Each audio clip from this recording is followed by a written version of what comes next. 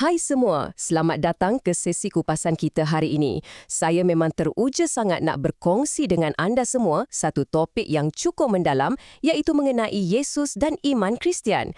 Kalau anda baru lagi tentang iman ini, atau mungkin ialah sekadar nak mencari kepastian tentang apa sebenarnya yang orang Kristian percaya, anda memang berada di tempat yang betul. Objektif kita simple je hari ini. Kita nak korek sampai ke akar umbi apa sebenarnya asas kepada iman ini. Kita takkan sembang hal-hal sejarah yang membosankan tu. Sebaliknya, kita nak selami teras utamanya yang mutlak. Jadi, bersedialah sebab perkongsian ini mungkin akan ubah cara anda melihat topik ini buat selamanya.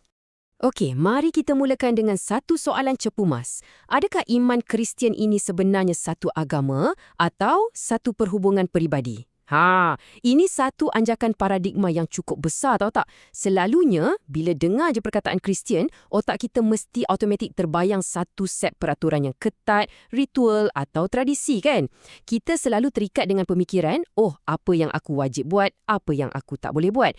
Tapi, macam mana kalau saya beritahu anda yang asasnya jauh lebih mendalam dan jujurnya lebih indah daripada itu?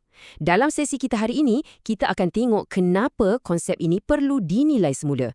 Kita bukan bersembang fasal nak jadi ahli sebuah institusi, tapi kita sedang bercakap tentang satu jemputan peribadi yang boleh mengubah hidup. Kalau kita fikirkan tentang membina rumah, ia sangat perlukan asas yang kukuh untuk bertahan daripada ribut badai. Betul tak? Begitu juga dengan iman Kristian.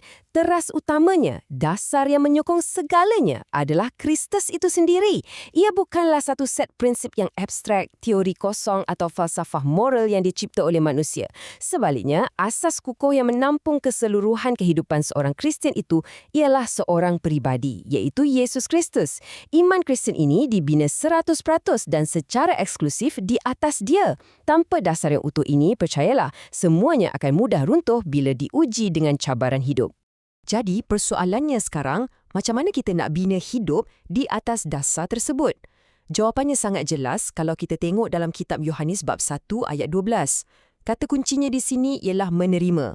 Maksud menerima di sini bukan sekadar, okey aku setuju secara logik atau sekadar mengakui kewujudan Tuhan dalam kepala otak kita. Bukan macam tu. Untuk benar-benar menerima, ia bermaksud kita perlu percaya kepadanya. Mula menjalin perhubungan peribadi yang tulen dan hidup berpandukan Alkitab. Tindakan menerima ni sangat aktif dan dekat di hati. Anda bukan macam tengah isi borang nak jadi ahli kelab tau, tapi anda sebenarnya sedang memulakan satu perhubungan yang hidup, yang bernafas setiap hari.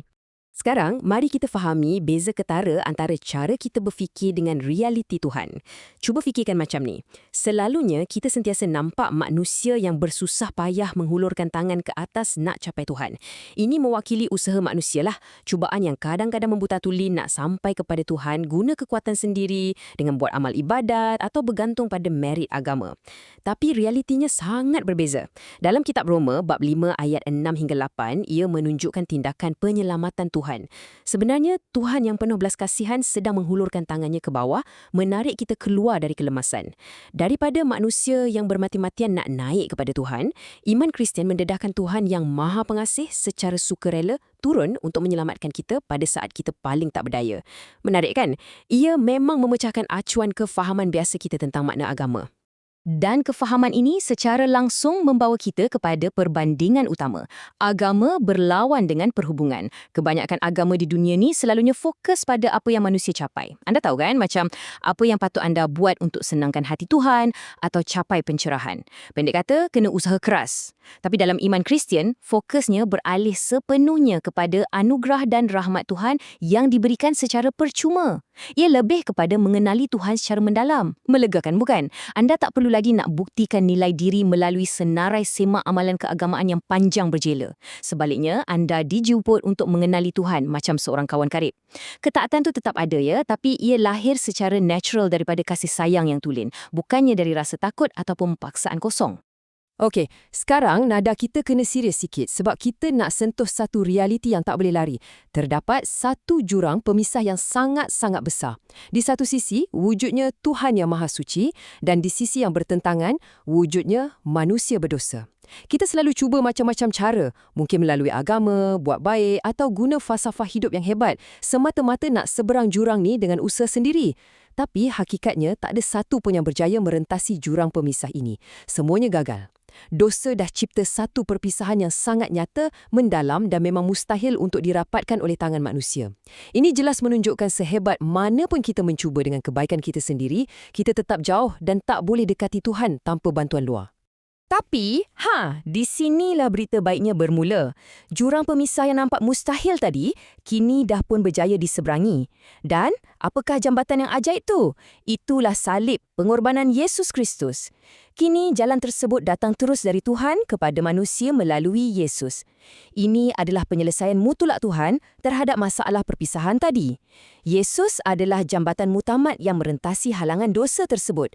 Melalui dia, Tuhan dah buka satu jalan yang sah untuk kita kembali kepadanya dengan penuh kepastian. Ia bukan lagi tentang kita yang penat lelah capai ke atas, tapi Tuhan sendiri yang menyempurnakan jalan tu dari atas ke bawah. Jom kita rumuskan semua aliran logik ni supaya lebih jelas untuk kita faham. Kita boleh lihat melalui 4 hukum rohani. Pertama, kita kena terima hakikat yang dosa memang memisahkan manusia dengan Tuhan secara total. Kedua, macam yang kita bincang tadi, usaha kita sendiri tu sia-sia dan takkan mampu merapatkan jurang tu.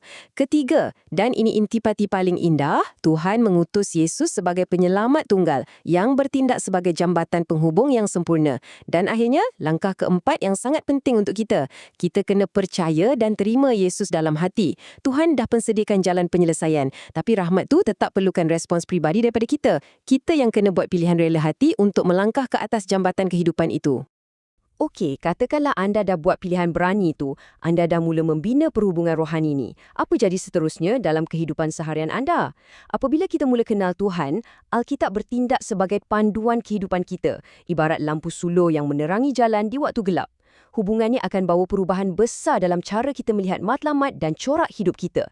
Dan untuk jaga hubungan yang baru ni, kita perlukan panduan. Alkitab ni bukannya sekadar buku sejarah kuno yang berhabuk tau. Ia adalah firman yang hidup.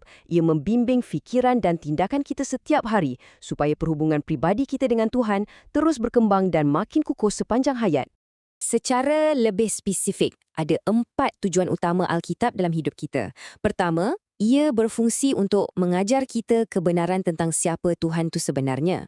Kedua, untuk menyatakan kesalahan, ia macam cermin yang tegur kita bila kita mula tersasar dari landasan yang betul. Ketiga, untuk memperbaiki kelakuan. Ia tak biarkan kita tertanya-tanya je lepas buat salah, sebaliknya ia bantu dan bimbing kita balik ke jalan yang benar. Dan keempat, untuk mendidik dalam kebenaran supaya kita semakin matang secara rohani. Nampak kan? Mengenal Tuhan ni bukan destinasi terus berhenti. Ia adalah satu proses pembelajaran yang berterusan. Sebagai penutup untuk kupasan kita hari ini, ada satu pemikiran mendalam yang saya nak tinggalkan untuk anda.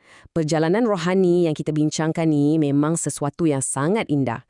Namun, kalau kita berpaling arah atau menjauhkan diri, ia akan menghentikan proses pertumbuhan rohani ni serta-merta. Mengikut iman Kristian, Tuhan sentiasa ada di situ. Tangan terbuka luas menawarkan jambatan pendamaian melalui Yesus. Tapi kelangsungan perhubungan ni sangat bergantung kepada kehendak hati anda sendiri untuk terus berjalan bersamanya. Jadi, soalan pribadi saya kepada anda, adakah anda bersedia melepaskan bebanan usaha agama anda sendiri dan memulakan hubungan pribadi yang membebaskan ini hari ini? Terima kasih banyak-banyak kerana bersama saya dalam kupasan ini. Teruslah bertanya, mencari kebenaran dan semoga kita berjumpa lagi.